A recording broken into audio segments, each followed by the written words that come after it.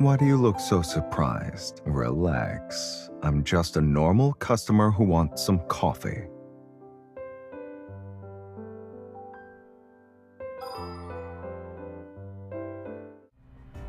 Chapter 2: Death and Rebirth. All from Deepspace. Welcome back. As the protofield dissipates, the massive Wanderer vanishes with it.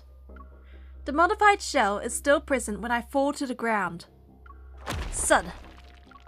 The arena's floor gives way because of the impact. I plunge into the boundless darkness along with the debris. My descent ends with a violent crash. Clouds of dust billow out around me. My entire body feels shattered. Waves of pain slam into me. My right arm, I can barely move it. Please don't be broken. Clutching my stiff right shoulder, I squeeze through the cracks of the broken shell. A beam of light streams down through the hole above. It illuminates my position and reveals I'm in the middle of a towering corridor. Where is Silas? The floor was completely destroyed. I wonder if he also fell down. Silas! Silas? No response. I hope he's okay. Suddenly, I feel a faint tremor in my chest. I whip my head toward the end of the corridor. Its source is there. The vibration is soothing, and it gradually syncs with my heartbeat. My feet start moving on their own. It's as if someone is pulling invisible strings. I'm drawn towards that. Active life form detected. Verifying identity. Verification complete. Welcome back. 0. The sudden system malfunction warps the announcement into eerie static. It echoes between the high walls of the corridor. Welcome back, Researcher Wesley. Welcome back, Researcher Dimitri. Dimitri. I'm surprised for a moment, but the name fails to stir any significant emotions. I knew he was someone important. Welcome back, Researcher Josephine. Grandma. As each name is announced, the system's voice becomes gentler. The empty corridor is seemingly filled with the shadows of people walking through it once again. Congratulations on regaining consciousness. Subject 001. How are you feeling today? The voice is quiet, as though it's waiting for my response. Grandma's documents also referred to me as a subject, and this system addressed me with the numerical designation 001. It's me, right? The following has been detected in the test subject's emotional state: confusion, weariness, and anxiety. Physical pain signals are also present. Yes, I'm fucking fantastic! Thank you for noticing that. Subject 001. Do not be afraid. The nearest researcher is located in the observation room for demonstrations. You are currently 126 meters away. Wait, actually, this could be useful. Please follow the guidance lights immediately to receive assistance. A pale blue light materializes on the floor. Arrows pulsate one after another and beckon me to venture deeper into the facility. Let's keep moving. As I walk, more passages branch off from both sides of the corridor. Deepspace Signal Analysis Lab, Cosmic Archaeology Archives, Genetic Extraction and Analysis Center. The Gaia Research Center's scope of scientific endeavors is far more extensive than I thought.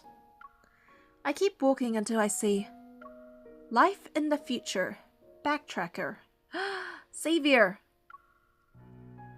Life from a higher plane of existence, emissary of the divine. Life from the ancient ocean, Lemurian civilization. Don't tell me Raphael is also part of this. The labels point to different corridors, and each corridor houses a unique, specialized research team. Finally, I spot the sign for the Unicorn Research Team. It's pointing to the most prominent door at the end of the corridor. My heart pounds in my chest. The truth I've been waiting for is within reach. Yet I'm hesitant. I'm suddenly afraid of facing my past. Maybe this is just a trap. But I've come too far to turn back now. I press my hand against the sensor in the center of the door. The resonance triggers a vibration, and blue light courses through the circuit. It illuminates the massive door that has been dormant for so long. The heavy metal doors slide apart, and warm light pours in. I turn my head away and raise my hand to shield my eyes. What game are we playing today? In a dreamlike haze, I watch as a tiny girl runs past me and throws herself into the familiar embrace of the figure standing in the light. Grandma. I take half a step back and rub my eyes. The vision vanishes along with the warm light. Under the harsh blue LED lights, a figure stands behind the doorway. They slowly turn to face me. You! You're finally here. It's been a while, Subject 001. Our little bomb. What did you call me? Dimitri. So that's why everything still works even though it was abandoned for years. The real reason you're in Charon is because you're guarding the research center. Of course. This place holds the buried dreams of countless researchers. The seeds of world-changing discoveries. In addition... Dimitri spreads his arms. It's somewhat of a dramatic welcoming gesture. It's where you were born. Your first home in this world. I tighten my grip on the gun at my waist. I'm waiting for the next outrageous revelation.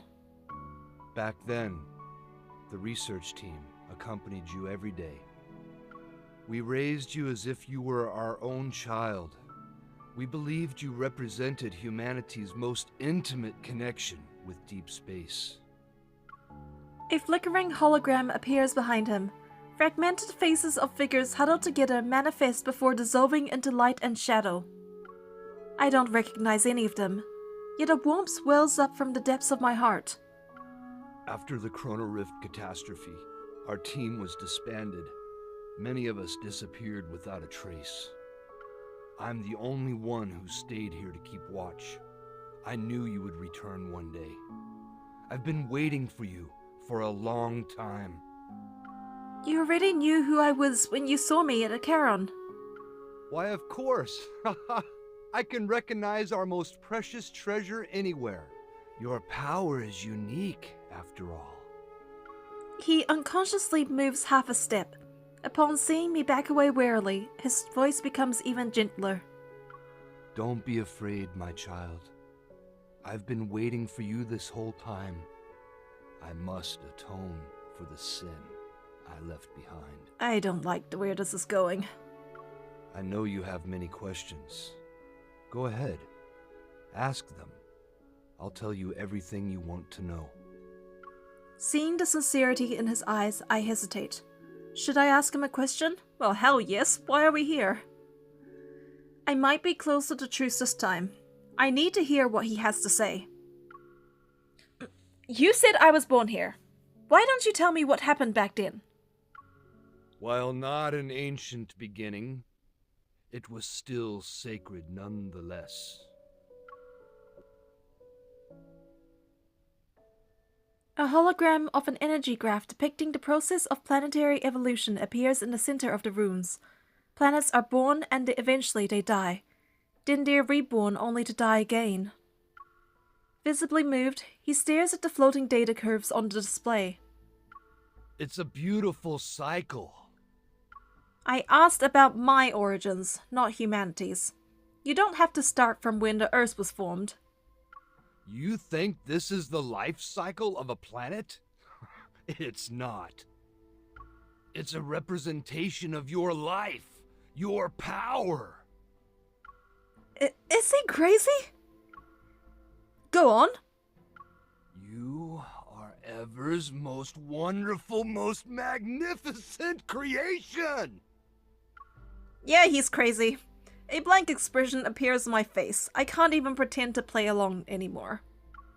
But Dimitri doesn't care about whether his audience is responding or not. It began in 2034, when humanity received a faint signal from deep space. Great, so 9 years from now we're gonna have this catastrophe.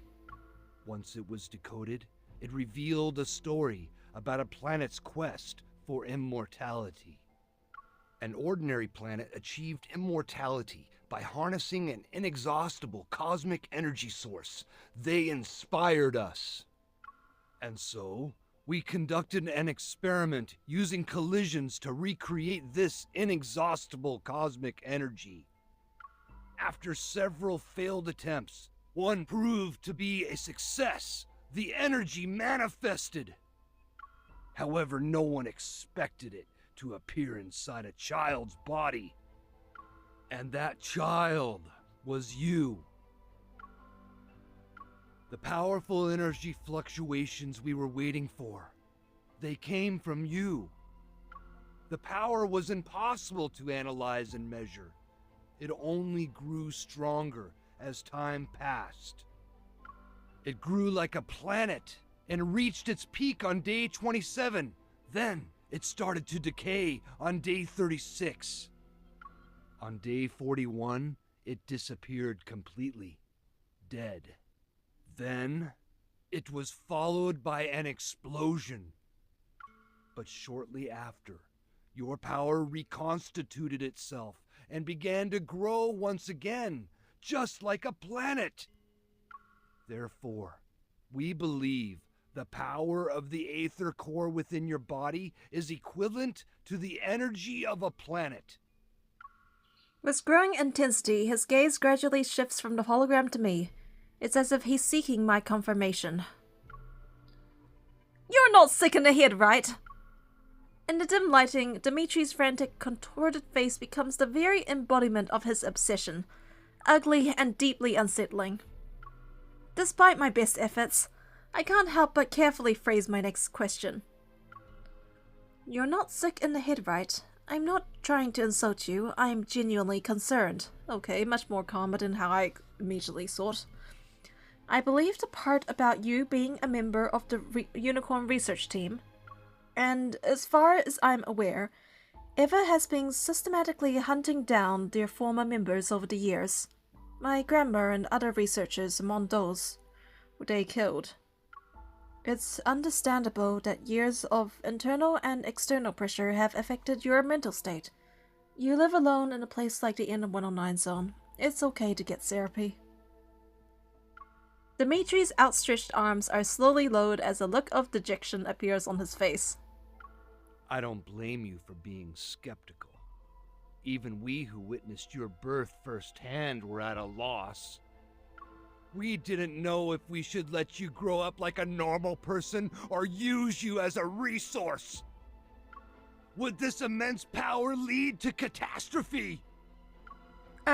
There goes that caring facade. Took you long enough. Referring to this place as my first home and talking about a magnificent creation, in the end it was all about making a massive profit. Even in the ramblings of a madman, fragments of truth lie hidden beneath insanity. From his words, I can piece together whatever wanted to obtain via Unicorn. They desired a new kind of energy that was far more powerful and plentiful than Earth's natural resources and protocore energy. Maybe that was when Ever set their sights on the Aether core. You have no idea what kind of temptation lay before us back then. While Dimitri is engrossed in his fervent monologue, I keep an eye on his unstable state. I also use this as an opportunity to examine the laboratory. We had countless debates. The Chrono Rift catastrophe struck when we were in the middle of our endless back and forth. And then it happened. It will always be the most regrettable thing I've ever done. I can never make up for it in this life. My career, my dreams, my colleagues. Those days we spent to achieve our goals. Something's wrong with him. Yeah, no shit, Sherlock, of course it is. My gaze quickly shifts to the control panel, some distance away from Dimitri. I discreetly get ready to use my Evo. It's over. It's true! But to an extent, I can also understand how Dimitri feels. Seemingly drowning in penitence, Dimitri falls to his knees and triggers a hidden mechanism. A surge of energy rises from below. The large laboratory begins to shake as the rails rattle. Wait, it's not the laboratory that's shaking. Sensing movement beneath my feet, I quickly back away, but I slam into a wall instead of finding the door. A massive curved glass panel had silently descended behind me. Its cold surface blocks my escape route. I've barely pulled out my gun when curved glass panels, previously suspended above and diagonally in front of me, descend. Oh, they're trapping me like a lab rat again. The panels are about to create the perfect cage. I'll be stuck inside this spherical chamber like an insect preserved in amber. It's a mechanical trap. I had walked into the jaws of a beast as soon as I stepped through the laboratory doors. Go on now! Fix our mistakes! Go on! Go! Dude, I can't turn back time. With steady hands, I slip a small explosive charge into the last remaining gap before the glass panels seal themselves. Then I get down on the ground as fast as I can. Shockwaves reverberate through the spherical chamber. A strong force strikes my head. In spite of the pain, however, I hear the rails get jammed for a split second. I charge towards the explosion site without a second thought. Using my momentum, I smash my gun against the area where the glass panels meet. The impact forcibly opens a narrow gap barely half a palm wide. I immediately raise my gun to shoot.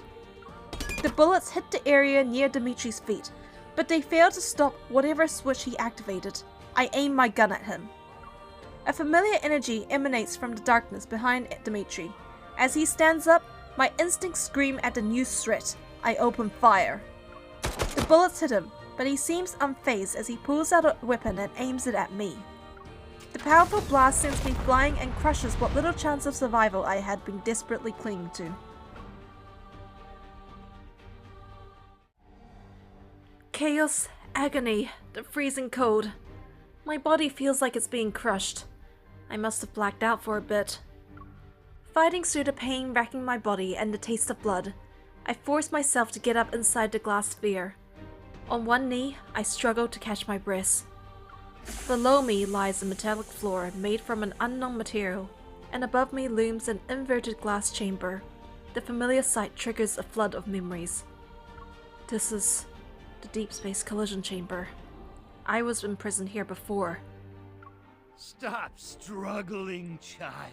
Stop being a maniac, old man! The voice pierces the thick glass. The collision chamber has already been activated. It's now floating 6 feet off the ground. Dimitri stands below, the controller in his hand being stained with blood.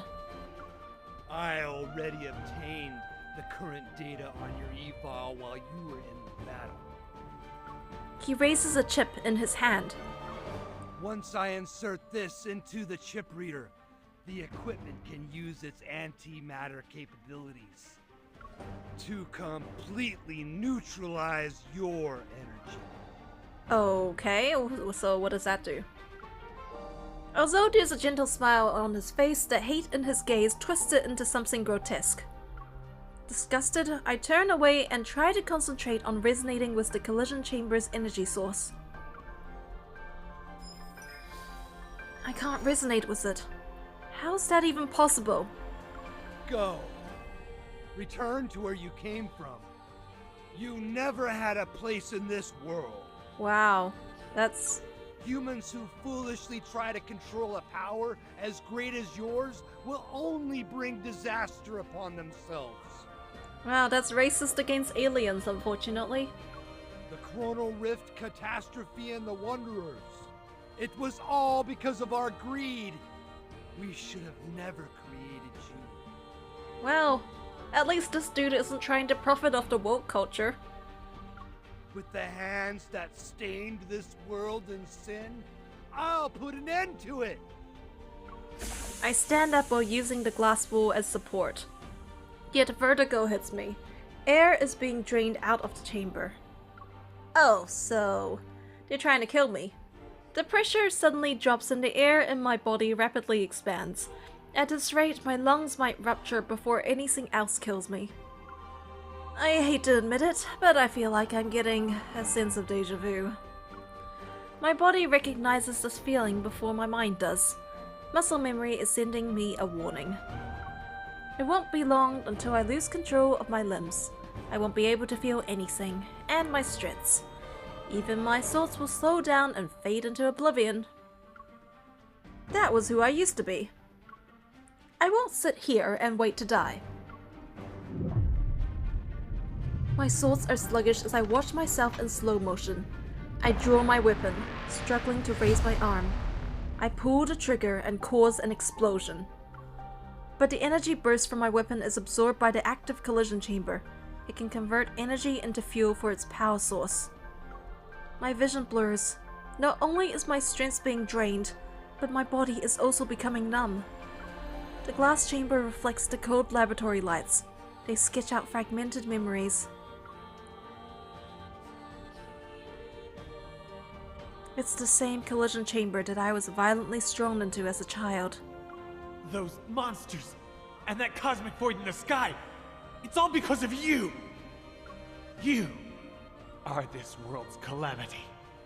We should have destroyed you years ago. I've experienced this before. It was him at that time too. The contorted face of the young man begins to merge with Dimitri's wearied, wrinkled face below. Then I lose my sense of direction. Since that day, I've been the only one who is determined to destroy you. I failed before, but time proved to me that I was on the right side of history. I will finish what I started and atone for my past failure. Well, whatever floats your boat, old man. This is a lunatic. Be gone! Go back to where you came from! Just die already! I refuse to let this maniac kill me. A powerful resonance resounds and builds within the chamber. It syncs up with the tremors deep within my heart. I desperately try to maintain control. I'm attempting to seal the weak spots the echoes create, but I'm fighting a losing battle. The resonance energy hums and shatters invisible chains. My consciousness breaks free from its physical cage, and my soul rapidly surges forth.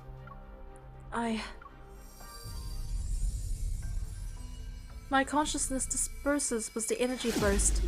Countless reverberations echo across this planet.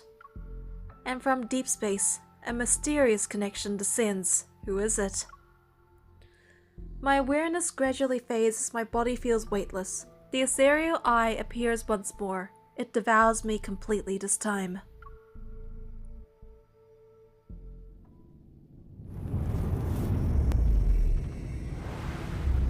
What am I?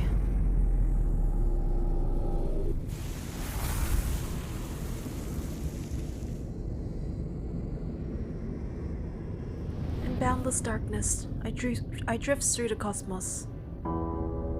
It's like I'm part of it. I am the cosmos. I see a planet on the brink of destruction, and the different paths it could take. Some explode like tiny fireworks before their life could begin. Others are further along in their journey. However, all of them perish, and at the end of their lives, each planet collapses inward. A tiny core takes its place. The one born from destruction, the origin. It silently floats in space, as energy stirs from its slumber. Cosmic strings resonate with it. Space-time twists and stretches. Everything and nothing have changed.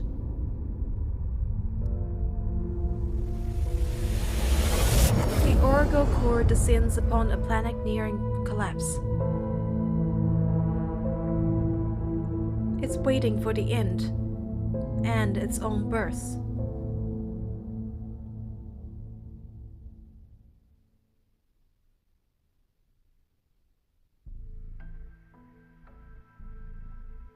all the sensations in my body disappear as the scene before me gradually fades into darkness. Suddenly, I hear a strong heartbeat and feel a warm power flow through me.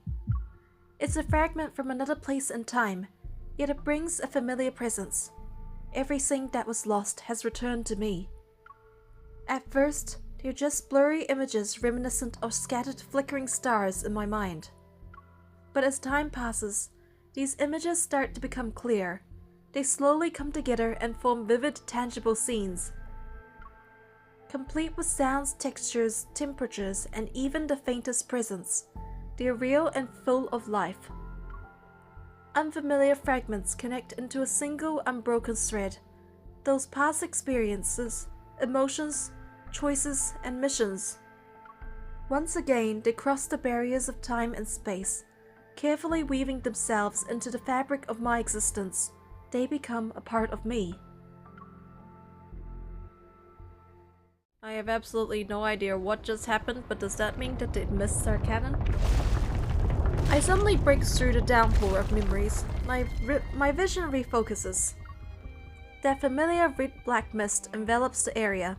I'm shielded from the falling rocks and steel beams. Coming in clutch, are you? Beating my stunned gaze, Silas relaxes his furrowed brow. An amused smile appears on his face. Nice explosion, little bomb. Don't you start using that nickname too. This place is collapsing. Give me your hand. The hand reaching out to me now overlaps with the memory of that same hand breaking through the barrier many years ago.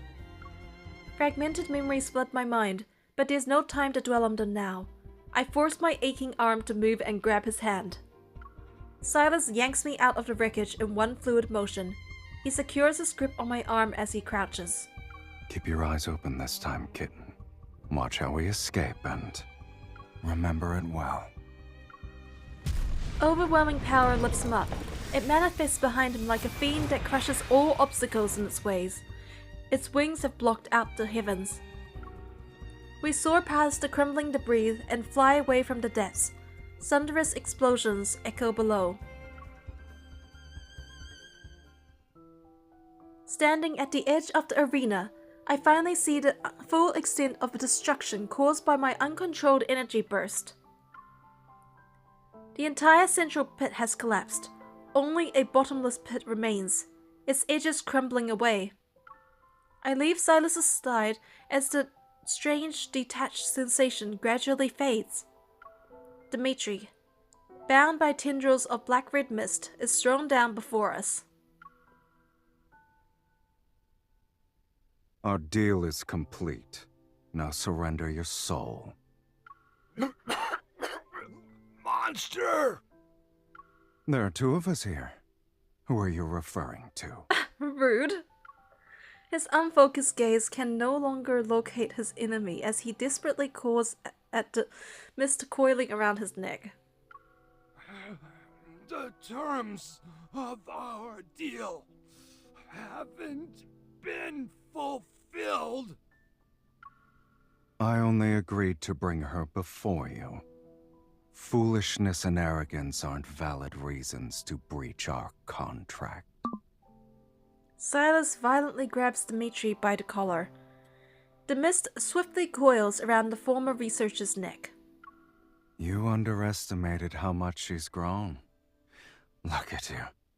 Thinking she's still the little girl whose life you held carelessly in your hands. Like every gambler who overestimates themselves, you are not as clever as you think you are. I know who's behind the antimatter. Let me go. With a contemptuous laugh, Silas forcefully turns Dimitri's head to face me. Get a nice long look. It'll be your last. And do your best to remember the person who brought about your downfall. Die with a smile for us, all right?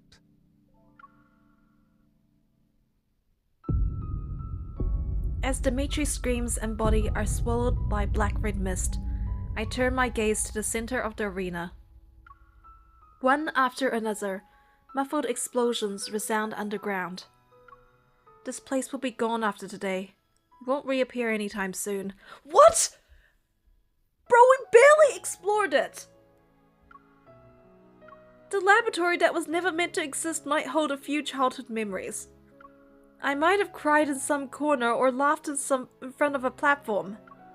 Perhaps I made those researchers, who saw me as an otherworldly species, believe I was a normal child for a moment. Or maybe none of that ever happened. But it doesn't matter anyway.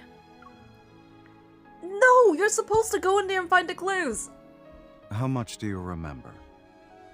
A lot, but it's all jumbled up. I ignore whatever happened to Dimitri and look at Silas.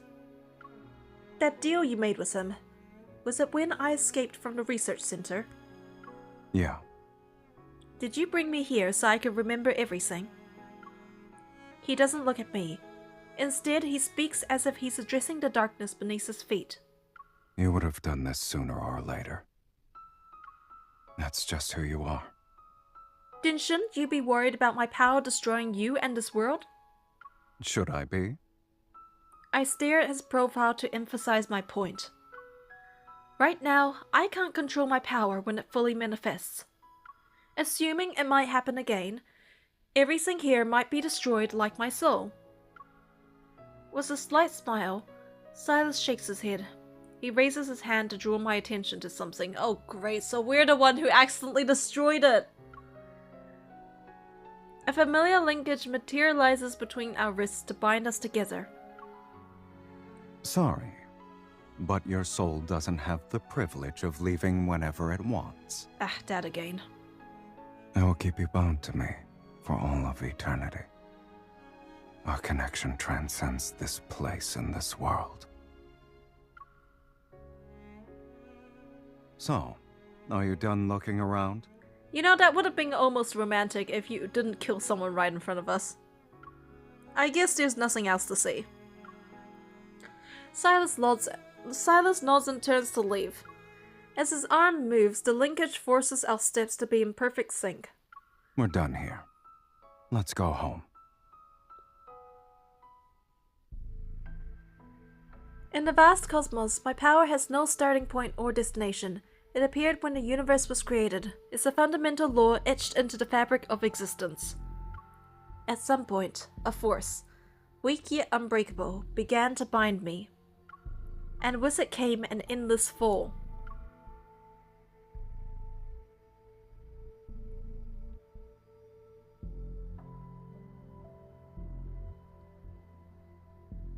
In a majestic arena floating among nebulae, a boy and girl stand. Soaked in blood, they're greeted by thunderous cheers. When it comes to killing wanderers, Silas and I have always had perfect coordination. You're not going to team up with me this time? I hate teammates who try to steal my points. Then, what do you hate more? Teammates who steal your points? Or teammates who can't keep up with you? You're so annoying. If you steal my points again, I'm throwing you into Tartarus. Okay. Give me your hand. We're a team now. Yeah. The disconnected scenes flash by in random order. Sometimes they're blurry and hazy, other times they're crystal clear. As time marches on, the Deepspace tunnel, vast and capable of tearing apart any form of energy, separates us. The memories dissolve into my current reality. Images overlap. I recognize the figure before me, but now he's tall and imposing. He descends with his fierce pride. Below the sky, he materializes before me. In the destroyed laboratory, he silently stares at the collision chamber before smashing through its barrier with his fist.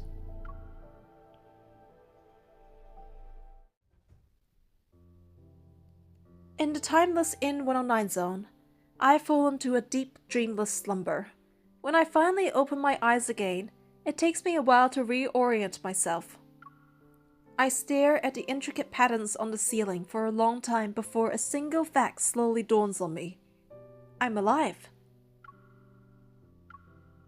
As if a switch has been flipped, I finally become aware of my surroundings. Outside, the distant roar of gunfire and artillery resound while music plays nearby. Didn't the Zoyan hunt end? Miffy, what are you? I sit up and look around. Mephisto is perched on the bedside table. He bobs his head under Silas's finger like a chick picking at grain. Why are you here? Shouldn't you be asking that to the person who carelessly fell asleep? Oh. I raise my hand but don't see the familiar linkage. Massaging my temples, I realize my distant memories have started to blur with reality. How long was I out? Don't tell me it's been 4 or 5 days. You would have starved to death in that case. Silas is lounging in a small armchair near the bed. He's looking out the window. Several gemstones, 3 wine glasses, and a marker are scattered across the nearby side cabinet, small table, and floor. It's morning. And more importantly, it's been 3 days since the Zoyan hunt ended. Overtime is almost over. A terrifying explosion resounds in the distance. Seconds later, the windows rattle from the shockwave. The arena is in ruins. Why would anyone still fight to be its owner? For certain people, that place still has important stuff. And with Dimitri out of the way, their battle will be more ruthless. Wow, no respect for the dead. Silas's gaze is still focused on what's happening outside, his hair swaying because of the shockwaves. He maintains an aloof attitude. Curious about what he's looking at, I get out of bed and approach the window, but I can't even make it there before settling into the small armchair. I nudge Silas so he can make room. What's going on? My whole body feels weak. It's like I've been thrown into space and had to orbit Earth 3 times. You didn't hit me while I was asleep, right? Between the two of us, you'd be the one to do that. Did I hit you when I was sleeping? Silas holds up 2 fingers and glances at my right hand. Twice. I had no idea. I was dreaming the entire time. Maybe I got too excited. Silas finally turns to face me. He gently takes my wrist and gives it a light shake. Are you well rested now? More or less. Let's go then. Mephisto takes this chance to sneak away, snatch an empty wine glass, and fly out of the window. Silas stands and stretches before picking me up. Time to eat. You know, hitting someone in her sleep, I think that she'd be the type to do it.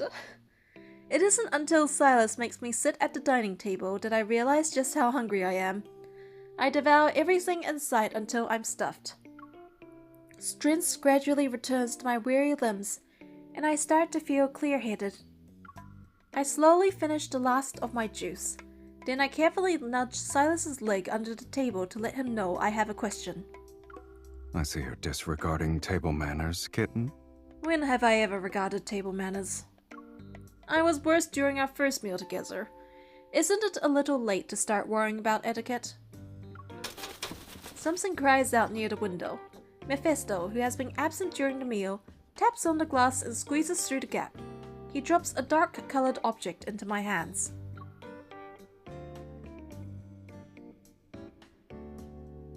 And what's this? A flash drive? A biometric key from the Gaia Research Center. I tighten my grip on it. Then what are those people really fighting over? Silas pauses as he holds his drink. It's as if he's unsure about how to respond.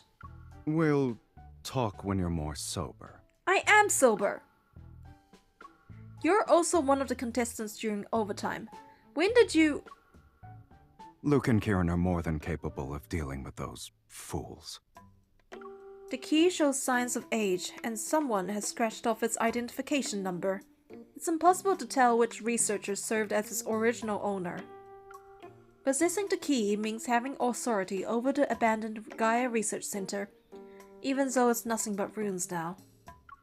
A wisp of black-red mist creeps up the back of my hand, forces its way between my fingers, and tries to take the key away. Silas? That's my trophy. Give it back. You're just letting me look at it. Silas stretches his long legs to push his chair. He leans back against it as he uses his index finger to guide the mist. It's still pulling on the key. Dismissing the idea of letting go, I clutch the key with both hands and lunge towards him like a sparrow drawn to a grain of rice. Your theft techniques are getting sloppier by the day. Are you going to headbutt me to death before you loot my body? Sit. Silas has me rest against him, and when he sees me still holding the key with both hands, he laughs. You're a persistent thief. Since you've already shown it to me, I can borrow it at some point, right? You're very generous. You had a nice meal and are on your way to a full recovery. Yet the first thing you do is come up with a plan to steal my stuff. I'm not doing that. He's not insisting on taking the key back, so I secretly breathe a sigh of relief and change the subject. I've decided to talk about my more recent dreams. I wanted to ask you something ever since I woke up, but you kept steering the conversation in another direction. I saw us fighting wanderers in some kind of interstellar arena. Do you know anything about that? What else did you see? My gaze drifts from my hands to his shoulder and then to the light, reflected from the wine, dancing on the wall. I continue in a softer voice. We fought countless wanderers and monsters that looked like modified humans. Then we were the only ones left in the arena. The crowd went wild and screamed for us to fight each other to the death. It doesn't matter where you are in the cosmos. Every gladiatorial arena created by intelligent life abides by the same rule. There can only be one victor, so...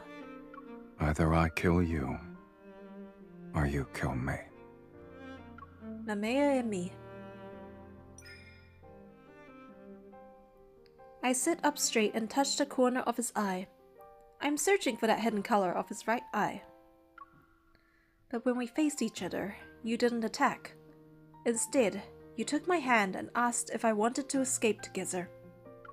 That nebula was more chaotic than an abyss. I didn't see how it ended. Did we manage to escape? What do you think? He brings his empty wine glass closer and presses its cool surface against my forehead. If we hadn't, then who exactly are you looking at right now? We're pretty special, huh? Speaking of which, you never doubted yourself, or worried about my capabilities for that matter. Then you went through hell and back, barely escaped with your life, and arrived in the N109 zone before it fell? More or less. Have you ever considered that me landing in the N109 zone wasn't a coincidence? It's because of the Gaia Research Center. Silas remains nonchalant. I found some documents in the corridor of the old facility. The Unicorn Research Team, or rather, the Gaia Research Center as a whole, was attempting to establish contact with Deepspace. The Unicorn researchers wanted to recreate a powerful cosmic energy source, which exists within me as an ether core. Do you believe what Dimitri said? I believe him. Some of it. Dimitri's words correlate with the data we have. He wasn't pretending, even if he was mostly gone. Strip away the outlandish claims and his message is actually quite simple. I possess destructive power. Trying to keep my thoughts from dwelling on Dimitri's fanatical declarations, I turn Silas's glass in my hands. Something weird happened in the collision chamber. I was about to lose consciousness. This planet, the starry sea above us, and the depths of deep space that are invisible to the naked eye. They all seem to have some kind of force that resonates with me. Were those things ether cores, or something else? Now, when I think about the deep space tunnel in the sky, it feels like I've gained an understanding that goes beyond what's currently known about it. It's not the source of all disasters, it's a bridge connecting us to civilizations more superior than humanity's. Maybe Dimitri wasn't lying. It's possible I have the power to destroy everything. My thoughts traveled through the darkness in the collision chamber and how I sank into an overwhelming strength. It's strong enough to erase an entire planet. What lies dormant inside me is powerful and uncontrollable. Suddenly, a hand grasps my chin. My gaze lands on Silas's disinterested expression. When I pulled you out of the giant glass tank, you looked like you were in so much pain that you wanted to die. If it really hurts, then stop. Don't force yourself. And don't ever make that face again while you're at it. I look directly into his right eye. The mesmerizing Issa core within it remains tranquil, and my racing thoughts slowly calm down. You can always pull me back, right? Just like before. Whoosh!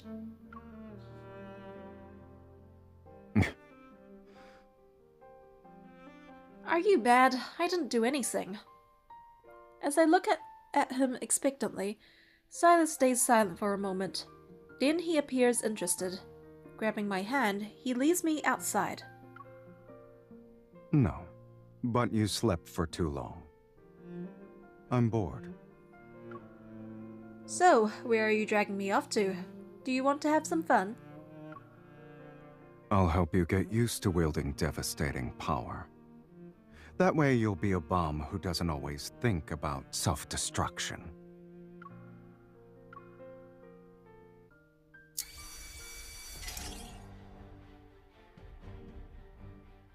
We enter a familiar, dimly lit room. Silas helps me into the egg-shaped gaming pod. He puts the hologram helmet over my head. As the pod slowly closes, my body tenses. Silas taps on the glass. Although I can't hear anything outside, I read his lips. Now come, conquer everything in your past, starting with me.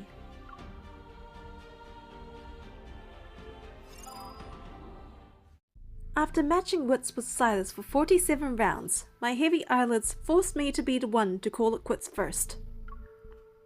I slept so deeply that when I woke up, I found myself in my own bed. I had been moved there and I didn't even stir once. Was I really that exhausted? Or do I trust him too much? I massage my throbbing temples as I recall the information received during our break last night. Silas's curiosity was piqued by those mysterious antimatter weapons, and he decided to investigate their origin. Luke and Karen were equally thrilled. They rubbed their hands together as if to say, "We finally have something fun to do!" Given their usual efficacy on Aquinas' leader, that mysterious hunter will soon cross paths with an odd little group consisting of a bossman, 2 troublemakers, and their crow. As for the key found in the ruins of the Gaia Research Center, will unlock the secrets of the hidden past or take me down another path that leads into an unknowable future. Either way, it's what I have to investigate next. I look around the room to find every curtain has been drawn shut with great precision. Not even the smallest sliver of light can get in. My place got turned into a cave basically, and only he'd do that. I walk to the window. As soon as I pull back the curtains, blinding light floods my vision. As far as the eye can see, a cold radiance has engulfed the city. A blanket of snow covers every building. It's snowing in Lincoln? I'm assuming Lincoln's probably based on somewhere like Shanghai, and it never snows there. For a while, I've been investigating my past and uncovering Eva's secrets. And now this ever-changing, precarious world seems to face an unprecedented crisis. Protofield disturbances, climate anomalies. Some say Earth's climate system has broken down, and a disaster comparable to the Chrono Rift catastrophe is imminent. Sounds like the news every day. Others claim Earth is on the verge of collapse. All tectonic plates will shatter, and thus human civilization will end. Doesn't sound too different from everyday news.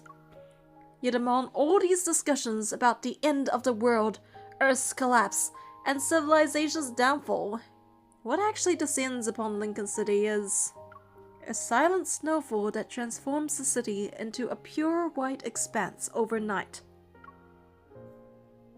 Backtrackers, Lemuria. Everything is starting to make sense now. But what about the life on a higher plane of existence, the emissary of the Divine? Long time no see. Hey, Tara. Back from your leave already? Captain Jenna said you had some personal matters to take care of. Is everything okay? For my administrative leave, only Jenna knew about my visit into the ruins of the Gaia Research Center in the N109 zone. After hesitating for a moment, I shake my head and smoothly change the subject. I'm fine. You could say I went back home. By the way, have you heard of the term emissary of the Divine before? It's supposedly connected to civilizations on a higher plane of existence. Among all the rampant Doomsday series, the concept of being watched by civilizations with higher dimensional beings is actually the easiest to understand. It can mean a messenger who can communicate with godlike entities. Even if they do exist, finding someone like that would be harder than finding aliens. The sound of typing behind me suddenly stops. When I raise my head, I see Nero has come over to join the discussion. And if those higher dimensional life forms aren't saying anything, well, even an emissary might not know they're one. I've also heard that the next mass extinction might be just around the corner. Nero silently rubs the area between his eyebrows. He's unconvinced. Isn't that just propaganda spread by prototists to push for the development of protocore technology? Not necessarily. In this vast, endless universe, who knows how many civilizations are locked in battle? Our Earth might be the only surviving blue dot among them all. Amidst the ongoing discussion, my thoughts begin to wander. Maybe Ever thinks our civilization is already approaching the limits of biological evolution. Pursuing the transcendence of evolution to counter this supposed crisis, that must be their true objective. As a side note, there were strange omens before the 2034 Chrono Rift catastrophe. A polar night was present for 3 consecutive days. While conversing, everyone unconsciously turns to look at the heavy snow outside. It falls as if descending from the cosmos itself. Regardless of whether Earth falls apart or the world ends, as long as the subway runs and wanderers exist, we need to fulfill our duties as hunters and protect this city.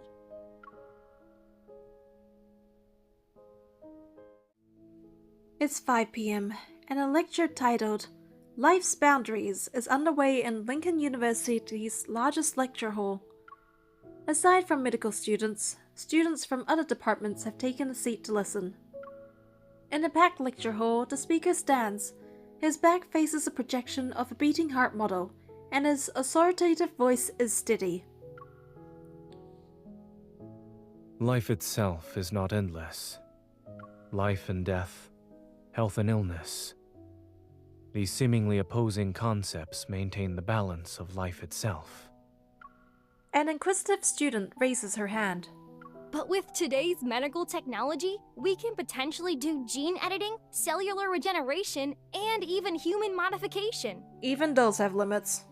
If immortality becomes achievable, why should we still accept death as the end of life? Because you can only live up to at most 150 years of age before your body can't actually regenerate anymore.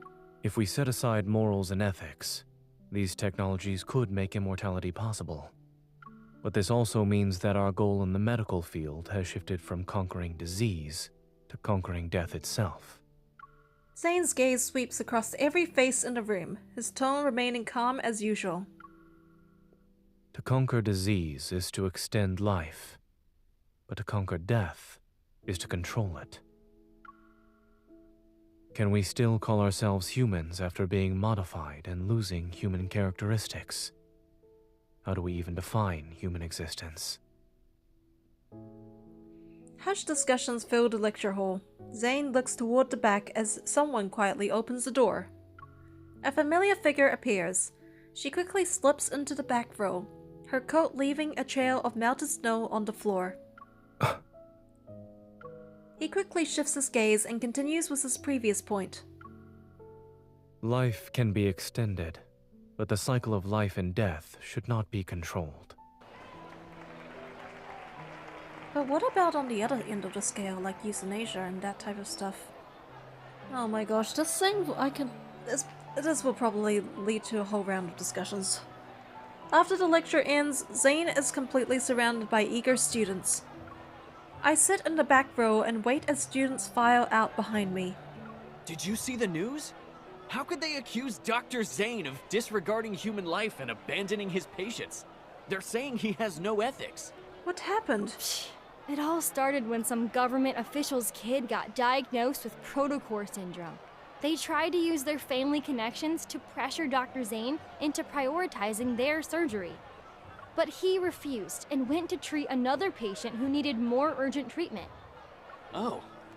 So that's why they're spreading all those nasty rumors about Dr. Zayne online. What a piece of work. Well, like a piece of shit, but okay. As the students' conversations fade into the distance, I stop eavesdropping and nod in quiet agreement. Spotting a few reporters approaching the lecture hall, I catch Zayne's eyes and wave. I silently mouth a sentence.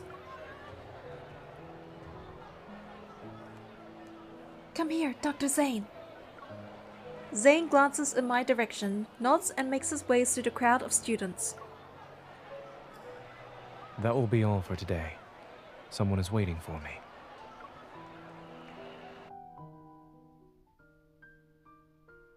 After helping Zayne dodge the reporters, we leave the university and stroll through the snow-covered streets, bathed in evening's golden light. You're good at making complex topics clear and accessible, Dr. Zayne. If I were a few years younger, I'd sneak into your lectures every day. Really? What was the second key point from the third section? I wasn't there for that long. Faced with Zayne's knowing smile, I sigh and turn to walk in the opposite direction. Where are you going? I need to find a time machine so I can hear your brilliant lecture from start to finish.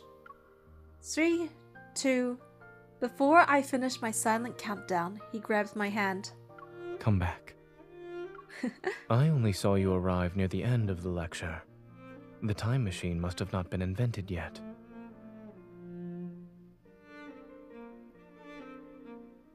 Coffee in hand, I sit down on a roadside bench as Zayne hands me a wizard envelope.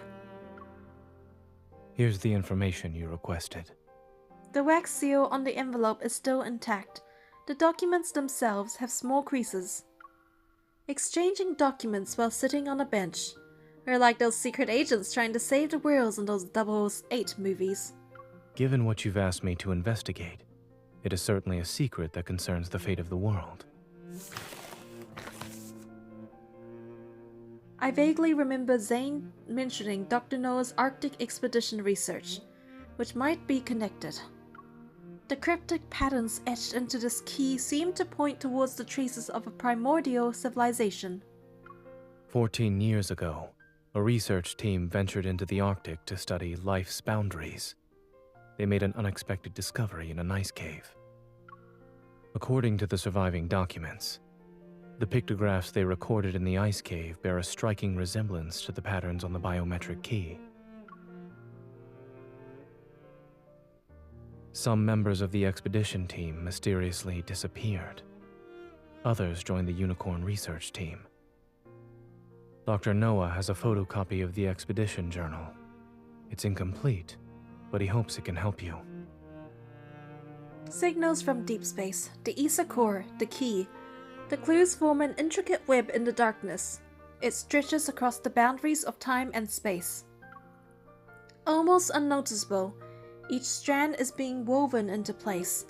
They're waiting for that singular moment when everything is taut.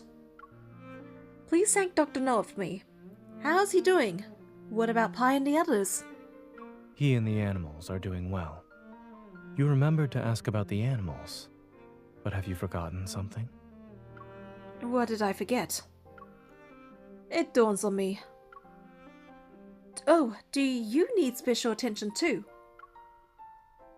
Do I look invincible to you? Thinking about how rare our meetings and calls have been lately, I feel a twinge of guilt. So, how has Zayne been lately? Have you been sleeping well? Do you still have nightmares? I'm doing well. For some reason, my words elicit a soft chuckle from Zayne. You've already made time to pick me up after class. And since I'm on my way to work, why don't you walk with me? You can do it as you head back to the Hunters Association.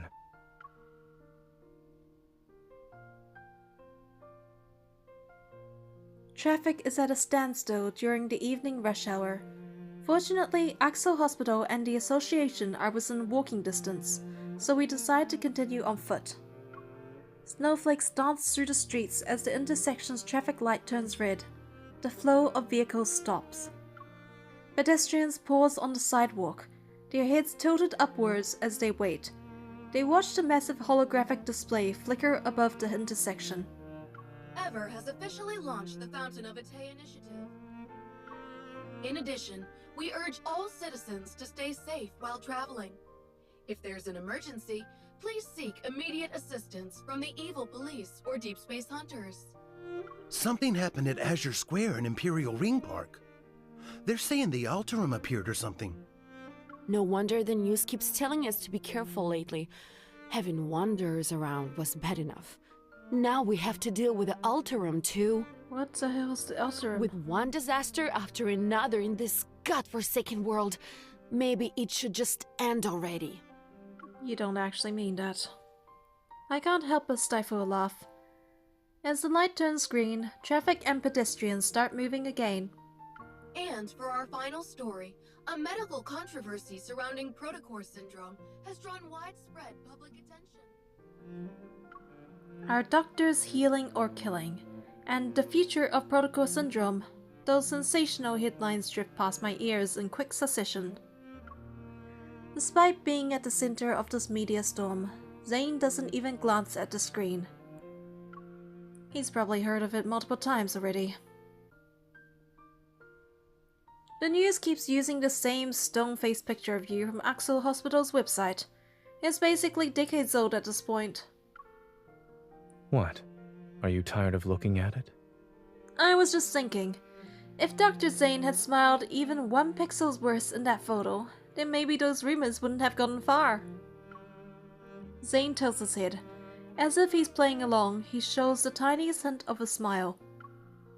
But no matter what challenges or criticism you face, nothing seems to shake your decisions or judgment. What about you? Although you're not saying anything, I can tell something is on your mind. If it's a long story, well, this path might be short, but we can always turn around and walk some more. Nothing ever escapes his notice, huh? After hesitating for a moment, I tell him about what happened to me in the N109 zone.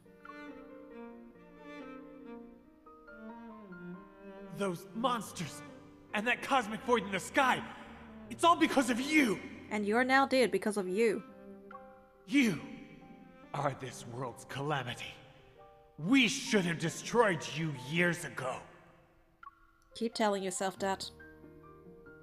Oh wait, you can't.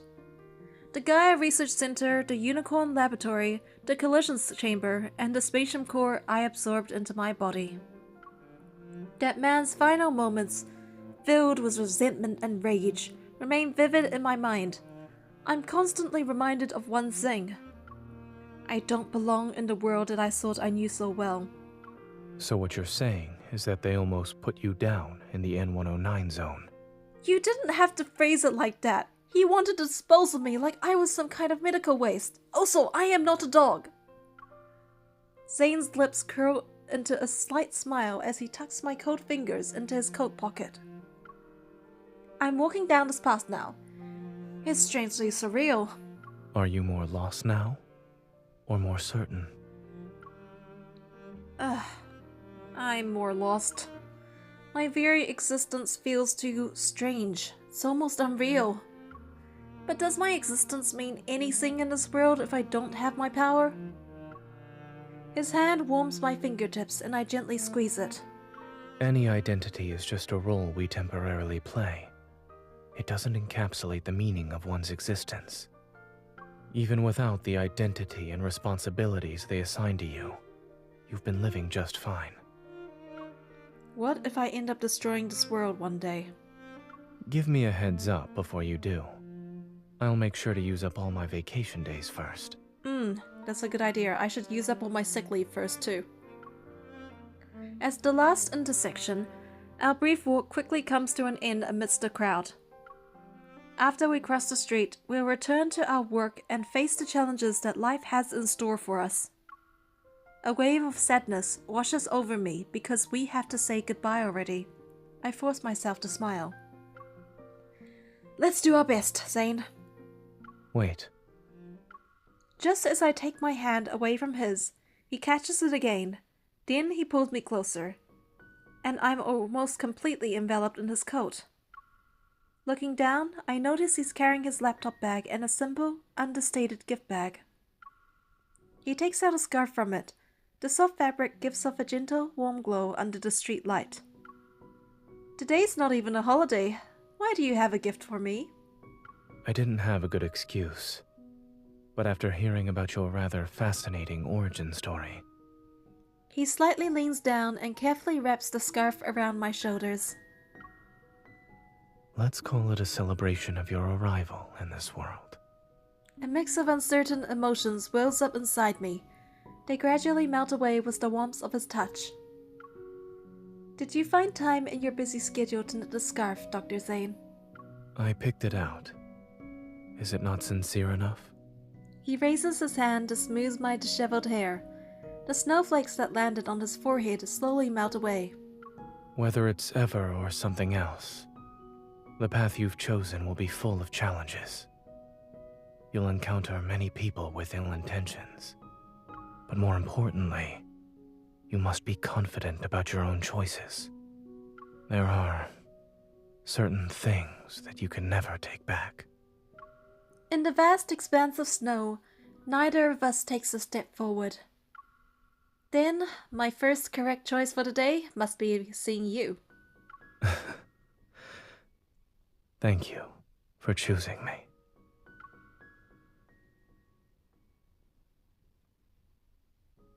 With 10 seconds left on the green light, he waves goodbye with his back turned before walking into the snowy, dusky blue twilight. I watch his figure disappear into the distance before tightening my grip on the documents that stick out like a sore thumb.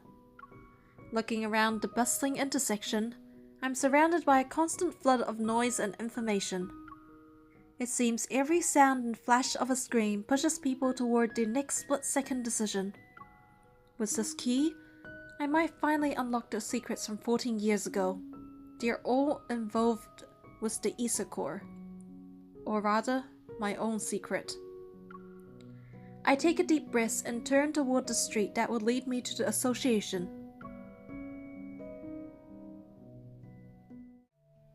Heavy snow falls steadily as darkness settles earlier than usual. Standing tall in the heart of the city, Axel Hospital remains brightly lit as always. Are doctors healing or killing? Exposing the dark truth behind Axel Hospital's division of cardiac surgery? What kind of ridiculous headlines are these? Oh, please. Dr. Zayne has plenty of connections. He's treated everyone from the mayor to gang members. Besides, Axel Hospital has plenty of friends in reputable media outlets. If it comes down to a media war, no one can predict the winner. You don't appear to be very busy. Everyone instantly straightens up like soldiers at attention once they hear a familiar voice. Nervous, they greet Dr. Zayne. Grayson, contact Dr. Joel at Chansha Hospital and ask him to send over the files for those Protocore syndrome patients. We need to develop a new treatment plan for the patient with abnormal symptoms in bed number 12. They were transferred from the ER. Got it. I'll contact him right away. We might see more cases with abnormal symptoms. With patients being frequently transferred from the ER, everyone needs to be on call. After methodically delegating the remaining tasks, the staff watches as Zayne disappears down the hallway. Dr. Zayne's composure is something else. He is not that much older than us, too. How is there such a huge gap? It's like the difference between gods and mortals. We can only admire him from afar. Come on, let's get back to work. The best way we can help Dr. Zayne is by doing our jobs well.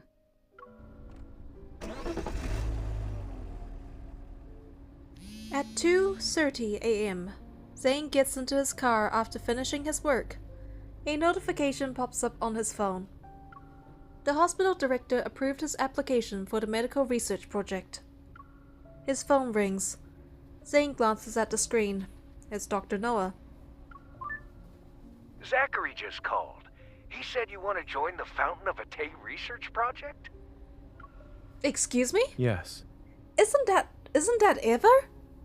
This isn't surprising to Zayne. He can already imagine the two Axel Hospital higher-ups discussing the matter. Thank you for convincing the director, Dr. Noah. When are you leaving? Tomorrow. You decided to do this after returning from Mount Eternal? Silence fills the air in response, but the answer is already clear. You make decisions surprisingly fast whenever it involves that incident.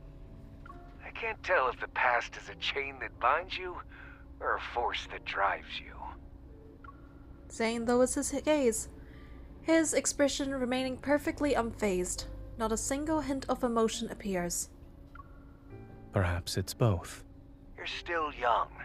You're not alone in this world. Don't try to shoulder everything by yourself. Before hanging up, Dr. Noah purposefully lets out another exaggerated sigh. Zayne lowers his phone, its light slowly becoming dim in the heavy darkness of the night. With so many people behind me, I should be the one walking ahead, yes?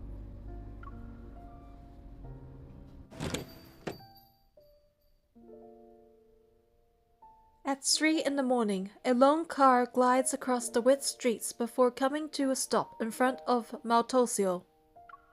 The store employee has just flipped the sign to closed, but when they turn around, their final customer of the day greets them. You're just in time, Dr. Zayne. 1 minute later, and we would have been closed. I'm sorry for coming in so late. I'll have 1 sea salt chiffon cake and 1 dark chocolate hazelnut brownie, both of them to go. Yes. For the next month, could you please deliver 1 dessert each day to this address? A whole month? You can't do it? We can. It's just that you've already reached our highest tier for award points. We can't give you anything else right now. Are you going on another trip, Dr. Zayne? Zayne nods. Please deliver the new menu items when they become available. Thank you. Don't worry. I wrote down the address. Let me just confirm the customer's name one more time. This is the young lady, right? Oh, that's so sweet of him. As he places the desserts on the passenger seat, he notices the snow has already accumulated. It's about 1 inch deep on the road. The car radio broadcasts tomorrow's weather report. Overcast skies with heavy snow again. Experts have yet to determine the cause of these unusual weather patterns. Zayne lowers his head, opens his recent contacts, and carefully writes a message about his departure. As he imagines her reaction, he is embraced with inner reverie, his features softening with a gentle tenderness. After sending the message, he opens the notes on his phone. The most recent entry was made at 4 a.m., the day before yesterday. First dream. Second dream, Mount Eternal. Third dream, Mount Eternal William. Fourth dream, chocolate, potted jasmine, gravestone, monster. 14th dream. Too fragmented. I can't remember anything clearly. Well, that's gotta suck. Have some variation with your nightmares. That's what makes them fun. Ever since he returned from Chancellor City, these nightmares have appeared more frequently. It's as if fate is sending him omens. Trying to ease the dull ache of fatigue, Zayne massages his temples. He turns off his phone, tosses it onto his seat, and grips the steering wheel. The windshield wipers sweep away the snow, but the snowfall grows heavier by the minute. He can barely see less than 50 meters ahead.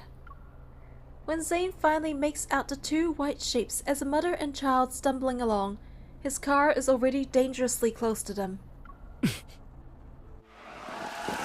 He jerks the wheel violently to one side. The taillight cuts arcs through the snow, and the car crashes through the wave-shaped guardrail. It comes to an abrupt stop in a strip of green vegetation. Terrified, the mother and her child fall. The kid in her arms is covered in crystals and resembles a twisted glass sculpture. In the darkness pierced by headlights, Zayne sees something approaching the pair with slow, deliberate steps. Its breath is warm, its presence screaming danger. Stay back! It wears human's clothes, but there's nothing human about this creature. Crystals have consumed most of its massive body that's hunched over. Strange growths are still pushing through whatever's left of its skin. Its face is twisted into a grotesque expression, its pupils gleam an airy dark blue. Each step it takes makes the ground tremble. Stay away! With trembling hands, the woman covers the child's eyes. Don't be scared. It's okay. Don't be scared. Are those skinwalkers? Inside the car, Zayne's nerves suddenly tense as the ring in his ears, which had subsided, violently returns. Sharp spikes grow from the ice materializing in his hand. Zayne raises his arm and aims the icy thorns at the monster. The colors of the night silently encroach into this power. It's like death itself. As the monster raises its hand toward the mother and child, a cold gleam suddenly cuts through the air and pierces its chest. Fragmented ice blooms from the monster's chest and almost covers its entire body. The woman looks up in shock to see a figure step out from the car. Moonlight illuminates his cold, almost mechanical gaze. As the monster lunges forward, a thin blade of ice instantly materializes in his palm. Sleek like the wind and emanating deadly frost, it flies towards the monster's body in the blink of an eye. Mommy! It's okay. Someone's here to help us. Just hold on a little longer. Stay awake. Promise me. Amidst the shattering of ice crystals, everything seems to freeze in time. The monster falls to the ground, and snow flies everywhere. Obscuring all visibility, a white mist appears. A violent gust of wind howls and sends ice crystals towards the motionless woman. Still dazed from the recent brush of death, she stares ahead. From the blizzard, footsteps approach. Each step echoes and is like the ticking of a countdown. Please, save my son. He hasn't turned into a monster yet. He won't become one of them. The tall man blocks the car's headlights and casts a shadow over the mother and child before him. The woman shrinks back in fear, and the chocolate slips from the child's trembling hands. It falls onto the snow. Saving him would be pointless. How dare you!